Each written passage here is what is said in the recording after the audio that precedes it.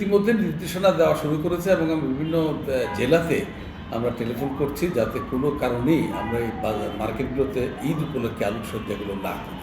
একটা যে সত্য যে সেটা হচ্ছে যে মিতব্যয়ী যে ব্যবসায়ী যত বেশি মিতব্যয়ী সেই ব্যবসায়ী তত বেশি বিত্তবান থাকে। আর ইতিমধ্যে যে ঘটনাটি ঘটেছে আজকে যে জ্বালানি তেলের যে সংকটটা, এই সংকট কিন্তু সমস্ত জায়গায় কিন্তু আলটিমেটলি এফেক্ট করবে। তো সেই কারণে মনে করি এই সংকটটি কিন্তু আমাদের তৈরি করা না, এই সংকটটি আন্তর্জাতিকভাবে তৈরি হয়েছে। এই সংকটটি তৈরি হচ্ছে আমেরিকা, ইসরায়েল এবং ইরানের যুদ্ধের কারণে। অথবা আমরা মনে করি যে কোনো কারণেই হোক আমাদের সাশ্রয়ী হতে হবে এবং আগামীকালকে থেকে আমরা সমস্ত মার্কেটে আমরা আলোকসজ্জাগুলো বন্ধ রাখবো। পাশাপাশি খুব অপ্রয়োজনীয় বাতি যেগুলো আছে সেগুলো আমরা বন্ধ রাখবো।